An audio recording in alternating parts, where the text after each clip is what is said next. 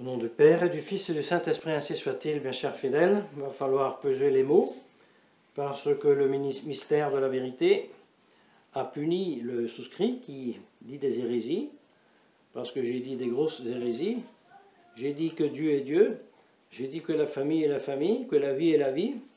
J'ai dit que la médecine s'est fait pour guérir la maladie et maintenir la santé.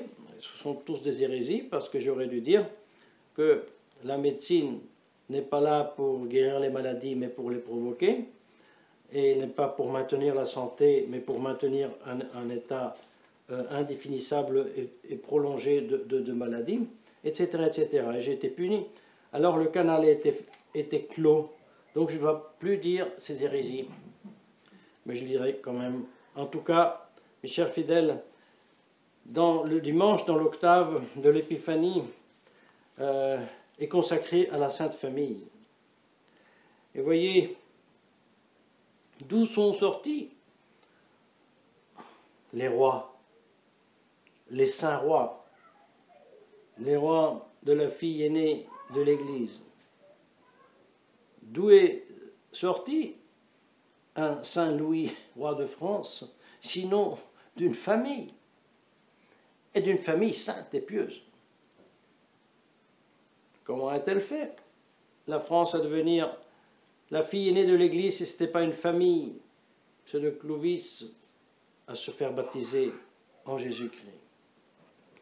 Et donc je commence par la fin, mes chers fidèles. Si nous voulons contraster, résister, contraster, attaquer, vaincre cette dictature, il faut bien le dire, mondiale, il y en a eu beaucoup de dictatures, mais de cette espèce, sous cette forme, et avec cette extension globale, et cette efficacité qui touche même l'individu, peut-être, à mon avis, à mes connaissances, elle n'a pas encore existé. Si nous voulons donc vaincre cette dictature, ça sera toujours à travers un chef, un saint chef, le monarque, le grand monarque, un saint chef qui sera toujours issu d'une famille sainte. Pourquoi je dis cela? Parce que l'histoire nous l'a démontré. L'histoire nous a démontré que celui qui a changé le monde, celui qui a sanctifié le monde, celui qui a vaincu et soumis le plus grand empire de tous les temps qui était le romain, c'est-à-dire le christianisme, qui n'est pas une idée abstraite, mais une personne concrète, c'est-à-dire la deuxième personne de la Sainte Trinité qui s'est faite homme. Eh bien, Saint Léon XIII, dans son encyclique, qui présente la fête de la Sainte Famille, Nessuno Ignora du 14 juin 1892, fait remarquer le soleil, Jésus-Christ, qui devait irradier tout le globe terrestre, pendant 30 ans, a voulu et rester dans les 4 murs de la vie domestique. Voilà le plan. Tandis que Satan était en train de réaliser son plan en détruisant la société, en éliminant Dieu de la société, en faisant venir l'autorité par lui, sous le prétexte que ça vient du peuple, a progressé ensuite à détruire avec le divorce la famille, avec l'abortion, l'individu, et maintenant avec une médecine au rebours, on crée les maladies en faisant semblant de traiter d'autres maladies, ainsi de suite. Non, la vraie réponse, c'est le contraire. Affirmer, adorer Dieu comme l'ont fait les rois mages, affirmer et adorer le roi des rois, et imiter le roi des rois, qui a vécu humble, obéissant, pendant 30 ans dans la famille. Voilà pourquoi Léon XIII invite tous à prendre exemple, et non seulement prendre exemple, vivre de la grâce de la Sainte Famille à travers la grâce sanctifiante. Parce qu'il dit, il y en a pour tout le monde, il y a pour les nobles et les non-nobles, pour les riches et les pauvres, et même il inclut, et ça c'est très important, chers fidèles, nous sommes en 1892, il inclut non seulement les pauvres, mais il inclut une sorte spécifique de pauvres qui étaient de son temps, des pauvres qui ne sont pas pauvres mais qui sont misérables. Il incluait l'ouvrier prolétaire, le pauvre ouvrier qui a été appâté de venir dans les grandes villes, à perdre tout et devenir un esclave en vivant dans des conditions abominables, qui celles, oui, ont créé à condition des conditions hygiéniques très mauvaises, des maladies. Et déjà à l'époque, le système, le même de celui d'aujourd'hui, en faisant semblant de combattre les maladies, les a multipliées, n'est-ce pas? Eh bien, Léon XIII encourage même ces pauvres gens-là à ne pas se rattrister de leurs conditions, mais de se réjouir de leurs conditions. Nous disions, si ce n'est pas le successeur de Saint-Pierre, si ce n'est pas quelqu'un qui parle au nom de Jésus-Christ, inviter un misérable esclave à se réjouir de sa condition, ce serait du cynisme. Mais ce n'est pas notre cas, parce qu'on invite ce misérable à se réjouir, parce que l'enfant Jésus, avec sa divine mère, avec Saint Joseph, ont vécu les plus grandes angoisses d'existence à tout point de vue. La vie, menacée par Hérode, mais aussi l'existence à trouver, à gagner en Égypte au moment de la fuite, etc. Chers fidèles, en Jésus-Christ, en imitant les vertus que Jésus-Christ a vécues au sein de la Sainte Famille, et il les a vécues pour nous, non pas pour soi-même. Eh bien, ces vertus que nous rappelle aujourd'hui Saint Paul dans l'épître aux Colossiens sont les vertus qui font si que je vis serein dans ma famille, que je sois père, que je sois mère, que je sois fils, que je sois fille. Et cette vie sanctifiée en famille crée l'humus pour faire naître un chef, un roi. Oui, rappelons-nous, ce n'est pas ce n'est pas une sorte comment on dit, ce n'est pas du plaisir du passé, de la nostalgie, ce n'est pas de la nostalgie d'affirmer la grandeur des grandes dynasties. La dynastie a quelque chose de très vrai, très sacré, parce que c'est un pouvoir public, n'est-ce pas, qui naît dans une famille. Donc c'est de choses dignes et justes de voir la vraie origine de l'autorité publique dans la autorité domestique. Comme on dit, les bonnes familles catholiques sont la pépinière des vocations. Comme ça, il faut dire, la bonne famille catholique est aussi la pépinière pour les chefs d'État, pour l'autorité publique. Et nous devons réaliser que la dictature qu'aujourd'hui œuvre, après avoir déjà détruit la famille, maintenant elle s'attaque à l'individu. Et la vraie réponse, c'est refaire la famille catholique.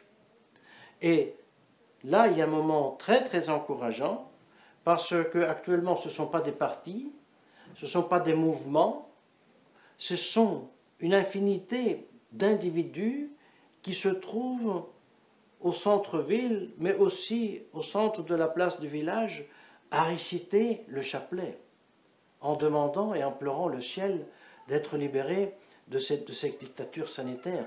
Ça, oui, c'est très encourageant, mes chers fidèles.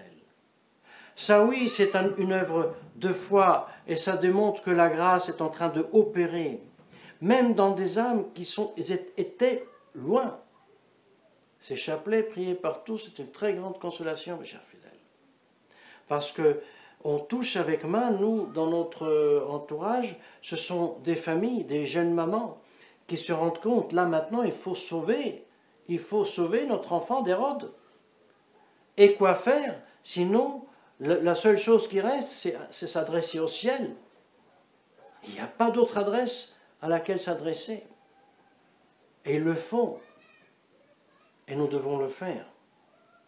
Et pour ça, cette fête de la Sainte Famille est une très très bonne occasion pour renouveler la foi dans la grâce divine, la foi dans les vertus et les vertus domestiques.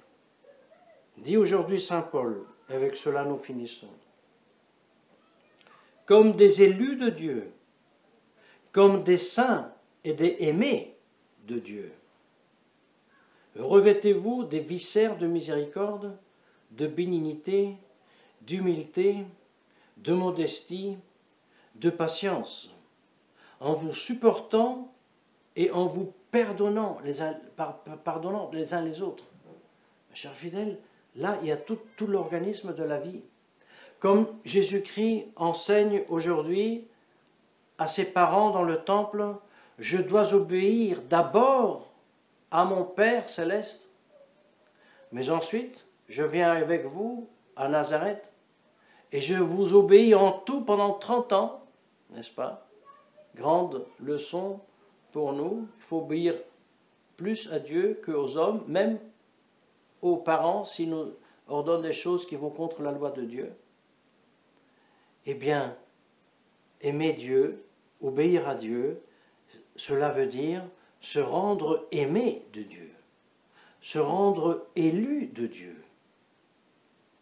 Cela veut dire vivre le premier commandement, non pas après le deuxième, mais avant tous les autres. Induite vos ergo sicut electi Dei sancti et electi et dilecti. Comme des élus de Dieu, saints et aimés de Dieu. Donc d'abord, tâchez d'être élus, saints et aimés de Dieu. Qu'est-ce que cela veut dire? Tout d'abord, il faut que je cherche d'être en état de grâce. Tout d'abord, je dois me soumettre à Dieu, avec toutes les forces de mon âme. Avec tout mon cœur, je dois chercher Dieu, adorer Dieu, aimer Dieu. Une fois que le maximum de mes énergies intérieures sont directionnées vers Dieu, voilà que je commence à être capable de vivre comme Dieu. Soyez parfaits comme votre Père des cieux est parfait. Quelle est sa grande perfection? Sa grande perfection consiste à voir dans la malice du péché une misère pour laquelle il produit la miséricorde. Et voilà le secret de la vie domestique et de la solution de tous les problèmes de la vie domestique. Parce que je commence à voir tout ce qu'il y a de douloureux dans ma famille, dans ma vie domestique, je commence à voir la malice que je peux souffrir de la part d'un conjoint, des enfants, même la malice que moi-même je peux avoir envers mon conjoint, mes enfants, mes parents. Je la vois avec les yeux de Dieu, tout d'abord, comme une très grande misère. Je commence à être miséricordieux, même vers moi-même.